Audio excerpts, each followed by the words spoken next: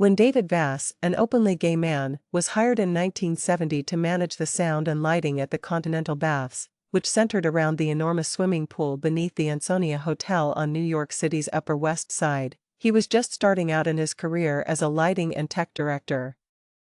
Situated on 48,000 square feet, the Baths, as it was known, was a well-known homosexual men's sex club and cruise area. Although the Baths was a successful, though not so secret, sex club, its owner, Steve Ostro, decided to add live entertainment on Saturday nights. He hired Bette Midler, a relatively unknown singer at the time who had been in the original 1967 Broadway run of Fiddler on the Roof, to perform once a week for 3 months at a cost of $50 per performance. She eventually worked him up to $100 per person. Vass exclusively tells People, "It was the most primitive sound and lighting cabaret system in all of NYC, I think," recalling that he had to figure out how to make the sound work for both Midler and the Baths' resident pianist, Barry Manilow, who was unknown at the time. "I used my friends who were backup vocalists to borrow good microphones from their studio sessions, and I made lighting out of tin cans.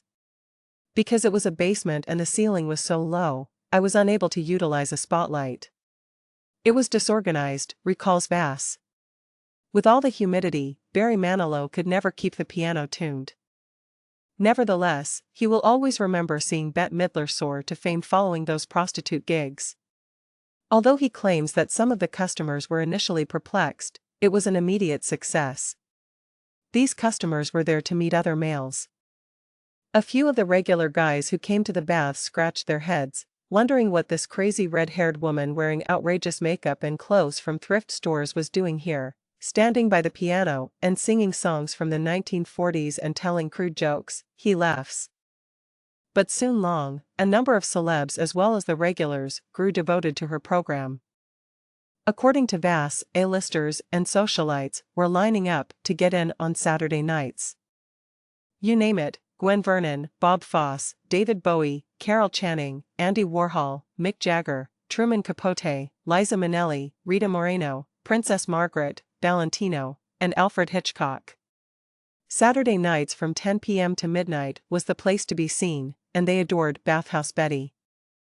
Paparazzi were positioned outside, attempting to capture pictures of all the notable guests. According to Vass, Midler would sing the Star-Spangled Banner a cappella before starting her act at every performance. He laughs and continues, she knew the crowd would support it, as well as the gay bathhouse patrons, many of whom dropped their towels and mooned the celebrity audiences. Bette always got off on that moment and had an outrageous sense of humor. She always handled her audiences with a wink and a sense of humor. According to him, Midler would then begin her performance, which consisted primarily of throwback songs from 1930s female vocal groups such as the Andrews Sisters. She was known for her stream of sassy comments in between songs, and the Harlettes were her backup vocalists. The originals were Melissa Manchester and Whitney Houston's mother Cissy Houston. In the beginning, there were velvet ropes encircling the folding chairs where the predominantly hipster and straight guests watched the performance from, to keep them contained from what was going on in the back rooms, notes Vass. However, it only took a few weeks for the Saturday night glitterati to investigate, and boy, did they get a close-up look. There were candy dispensers with tiny packets of KY, and dispensers with a pill to kill lice at the entrance to each of the 2 showers. There was mouthwash in the water fountain. According to Vass, Midler had already signed a record deal with Atlantic Records when her 3-month contract expired.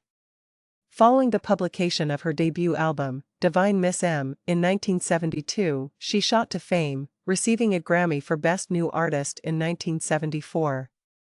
Vass reports that the crowd for Midler's farewell performance at the Baths was at least 500 strong. Recall that incident occurred in the Ansonia Hotel's basement, which had a steaming pool, cockroaches, leaking water pipes, and no air conditioning. Regarding that last, extremely hot show, Vass remarks, that night was so hot, makeup was melting down everyone's faces. But it was a night to remember. Not long after Midler departed, Vass, who wrote the memoir Liar, alleged, a tell-all of sex, celebrities, and all the rest recently, talks about her experiences working with the top stars in the cabaret industry at the time and how her fame began to fade. Vass claims that during the Saturday night performances, drug dealers started showing up to push angel dust and quaaludes, and the gay patrons started to feel used. They were being stared at by straight socialites, like monkeys in a zoo. You must remember, it was illegal to be gay until 1980, he continues. The FBI and military police used to send undercover agents into bathrooms, and if you were caught, you could lose your job, your family, or worse.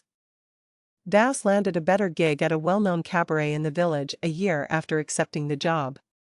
I got hired as the tech director at Reno Sweeney, which is the trendiest real cabaret in NYC, he declares.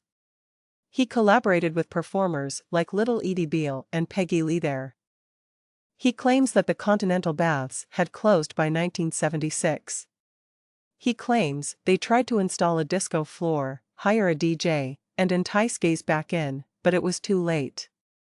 The Baths rebranded as a sex club for straight people named Plato's Revenge. Then they tried to turn it into a straight bathhouse, but that didn't work, he claims. Even though Vass's tenure at the Continental Baths was short-lived, just a year, he believes he will always remember that period of time and seeing Midler soar to fame. I still laugh when I remember those days, he says. Her charm and humor with all those A-list celebrities. The joy of watching fresh talent like her discover themselves was the nicest part of my profession, even if I subsequently collaborated with Grammy and Tony Award winners. Those Bathhouse Betty gigs could never happen now, he continues. I miss those days. It was a place and time when New Yorkers were looser, more experimental, and had a sense of humor.